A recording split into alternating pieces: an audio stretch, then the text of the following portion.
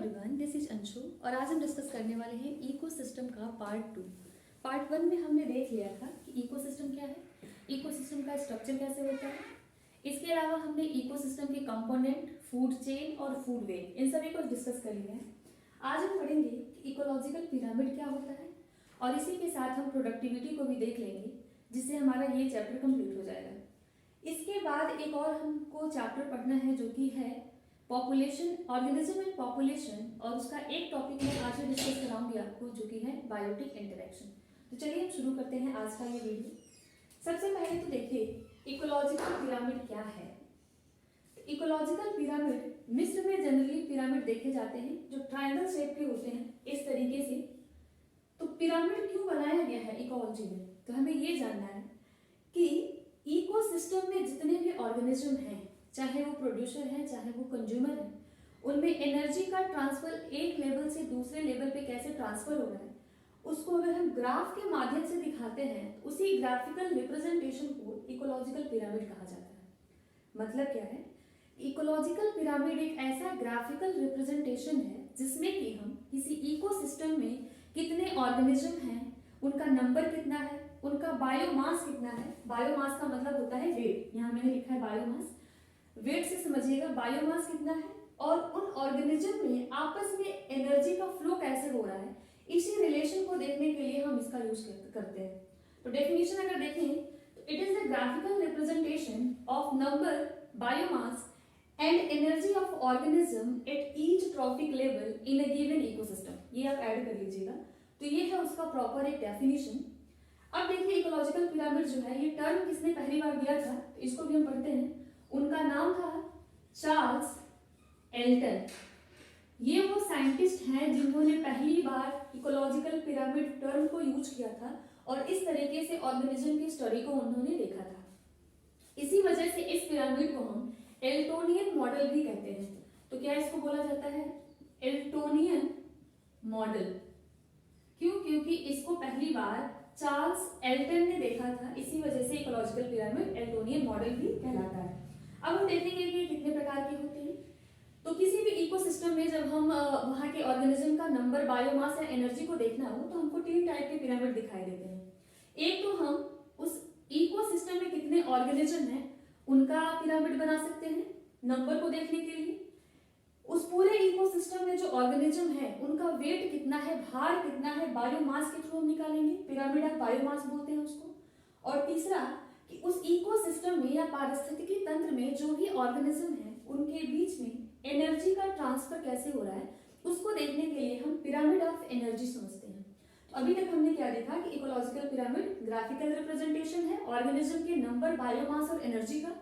ये 3 तरीके का होता है। पिरामिड ऑफ नंबर, नंबर के लिए, पिरामिड ऑफ बायोमास, उनमें वेट का कैसा रिप्रेजेंटेशन है उसके लिए, पिरामिड ऑफ एनर्जी, एनर्जी का फ्लो कैसे हो रहा है इसलिए। यहीं पे मैं आपको एक बात क्लियर करा दूं कि इन तीनों में आप याद रखिएगा कि पिरामिड ऑफ एनर्जी ऐसा पिरामिड है जो हमेशा स्ट्रेट होता है या फिर हमेशा इसका स्ट्रक्चर ऐसा हमें दिखाई देगा। बेस इसका क्या है, ब्रॉड है, चौड़ा है, और जो एपेक्स है वो पतला होगा, मतलब ये ट्रायंगल शेप का आपको दिखाई देगा। हमेशा ही ऑलवेज अपराइट लिखा है मैंने, हमेशा अपराइट होगा, हमेशा स्ट्रेट होगा। वो कौन सा पिरामिड है, पिरामिड ऑफ एनर्जी। तो पहले हम pyramid of energy he discuss कर लेते हैं, बाद में हम नंबर और बायोमास को देखेंगे। देखिए जब हमने फूड चेन पढ़ा था तो वहां हमने देखा था कि जब सन से एनर्जी आती है तो प्रोड्यूसर या जो ग्रीन प्लांट है वो अपना खाना बनाते हैं। उस सन की एनर्जी से जो ग्रीन प्लांट ने खाना बनाया उसको फर्दर कोई कंज्यूमर खाता है, जो हमने ग्रास होपर को देख लिया था। ग्रास होपर को फिर से फ्रॉग ने खाया, फ्रॉग को स्नेक ने खाया और स्नेक को ईगल ने खाया। हमने पढ़ा था कि लिंडमैन एक साइंटिस्ट थे जिन्होंने बताया था कि हर ट्रॉफिक लेवल पे या फिर हर लेवल पे जो ऊर्जा का प्रवाह है वो केवल 10% ही होता है।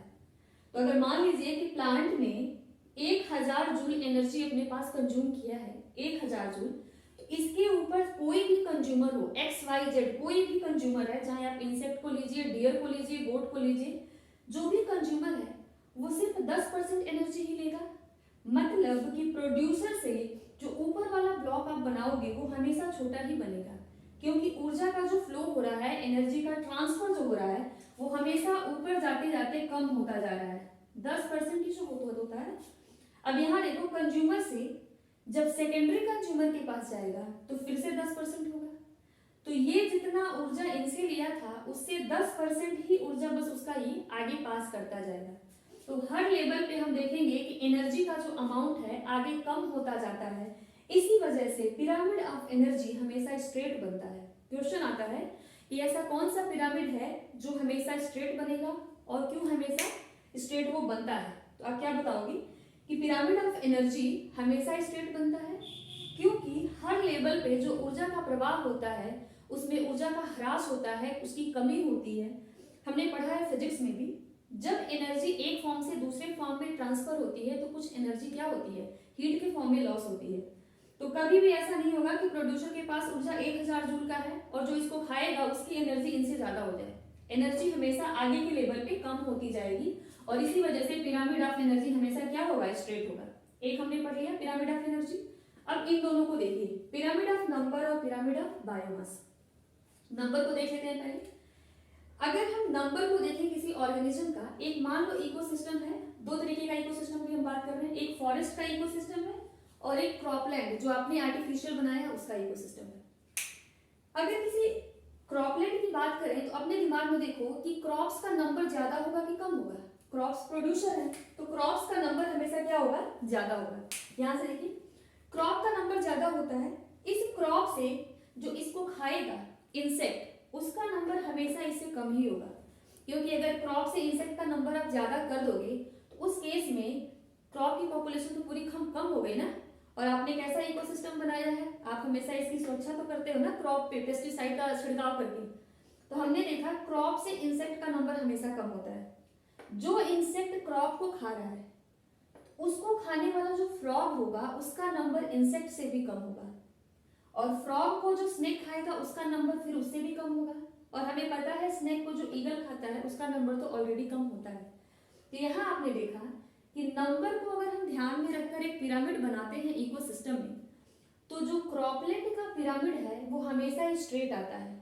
स्ट्रेट का मतलब क्या है, ये ट्रायंगल शेप में आ रहा है। प्रोड्यूसर हमेशा ज्यादा होंगे in compare to consumer. Producer का नंबर ज्यादा है, क्रॉप का नंबर ज्यादा है। हर ये जो लेवल पे कंज्यूमर दिखाई दे रहे हैं उनका नंबर धीरे धीरे कम होता जा रहा है एक दूसरे से। अब देखो ये हमारा प्रोड्यूसर था, ये primary consumer, secondary consumer, tertiary consumer और ये हमारा टॉप का कंज्यूमर है। इस इकोसिस्टम का ये जो पिरामिड है इसमें ये जो ब्लॉक आपको दिखाई दे रहा है ना ट्रायंगल के अंदर, जो मैंने ये घर जैसा ब्लॉक बनाया है, हर ब्लॉक को हम बोलते हैं ट्रॉफिक लेवल।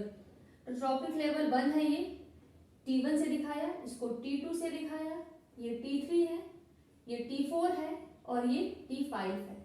तो अगर आपसे कोई पूछ ले कि ट्रॉफिक लेवल क्या है तो आप बता सकते हो कि जब हम इकोलॉजिकल पिरामिड बनाते हैं तो उसके हर ब्लॉक को हम ट्रॉफिक लेवल बोलते हैं, या फिर फूड चेन में जो हर एक ऑर्गेनिज्म एक दूसरे को फीड कर रहा है वो एक ट्रॉफिक लेवल को रिप्रेजेंट कर रहा है या दिखा रहा है। तो यहाँ पर हमने देख लिया क्रॉपलैंड में सीधा बनाएंगे। क्या कोई ऐसा इकोसिस्टम है जहाँ ये उल्टा भी बन सकता है?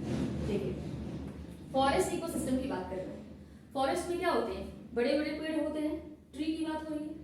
एक इंडिविजुअल ट्री को उठाइए, कोई भी एक ट्री है, तो उस ट्री पे जितने बर्ड्स फीड करेंगे, उसके जो फ्रूट्स हैं उस पे जो बर्ड्स फीड करेंगे उनका नंबर हमेशा ज्यादा होगा ना बेटा। तो ट्री प्रोड्यूसर जो था, इस प्रोड्यूसर से इसको खाने वाला जो कंज्यूमर है उसका नंबर क्या है, ज्यादा है, क्योंकि हमने सिंगल ट्री की बात की है। फॉरेस्ट इकोसिस्टम में एक ट्री उठाइए और उसका रिप्रेजेंटेशन दिखाइए। फॉरेस्ट में ट्री हमने एक लिया, ट्री के ऊपर जो बर्ड्स फीड कर रहे हैं उनका नंबर हमेशा ज्यादा होगा। बर्ड्स के जो बॉडी है उस पे कई सारे पैरासिटिक इंसेक्ट होते हैं जो उसका ब्लड सक करके उससे नरिशमेंट लेते हैं। तो एक बर्ड पे कई सारे इंसेक्ट होंगे तो उनका नंबर तो बर्ड से भी ज्यादा हो गया। मान लो एक ट्री था, उस पे 10 बर्ड थे, 10 बर्ड के एक बर्ड के बॉडी में मान लो 50 इंसेक्ट हैं तो 10 पे कितने ज्यादा हो जाएंगे। तो इसी प्रकार से हम देखते हैं कि इन्वर्टेड पिरामिड हमको फॉरेस्ट इकोसिस्टम में दिखाई देता है और पिरामिड ऑफ नंबर में अपराइट पिरामिड में क्रॉपलैंड में दिखाई देगा, या फिर ये ग्रासलैंड में भी दिखाई देगा। जो ग्रासेस हैं उनसे हमेशा इंसेक्ट का नंबर कम होगा, इंसेक्ट से फ्रॉग का नंबर कम होगा, फ्रॉग से स्नेक का नंबर कम होगा। तो अभी फिलहाल आपने क्या सीखा कि pyramid of energy always straight, क्योंकि एनर्जी का ह्रास होगा, कमी होगा हर लेवल पे। पिरामिड ऑफ नंबर दो टाइप का होता है, एक सीधा और एक उल्टा। सीधे वाले को अपराइट बोलोगे, उल्टे वाले को इन्वर्टेड बोलोगे। सीधा कहाँ पाया जाएगा? ग्रासलैंड इकोसिस्टम में, क्रॉपलैंड इकोसिस्टम में। इन्वर्टेड का एग्जांपल आपको याद रखना है फॉरेस्ट इकोसिस्टम। एक फॉरेस्ट में हम देखें एक ट्री के ऊपर कई सारे बर्ड फीड कर रहे हैं, बर्ड की बॉडी पे कई सारे इंसेक्ट फीड कर रहे हैं, तो वो क्या हो गया? इन्वर्टेड पिरामिड हो गया। यहां तक कंप्लीट है। चलो तीसरा समझते हैं, पिरामिड ऑफ बायोमास। सबसे पहले तो बायोमास क्या है ये समझना है। बायोमास का मतलब फिलहाल आप सिर्फ वेट से याद रखो। अभी समझने के लिए ये समझो वेट की बात हो रही है, जिसका वेट ज्यादा होगा उसका बायोमास ज्यादा होगा। अब यहां देखिए, इसका भी पिरामिड हमें दो तरीके का दिखाई देता है। या तो ये होगा कैसा? सीधा अपराइट, या तो ये कैसा होगा? इन्वर्टेड, जिसको बोलोगे उल्टा। पिरामिड ऑफ नंबर में भी दो टाइप था, अपराइट और इन्वर्टेड। पिरामिड ऑफ बायोमास भी दो तरीके का होता है, अपराइट और इन्वर्टेड। अब आपसे क्वेश्चन ये होता है कि किस जगह पे पिरामिड ऑफ बायोमास अपराइट मिलेगा, किस जगह पे पिरामिड ऑफ बायोमास इन्वर्टेड मिलेगा।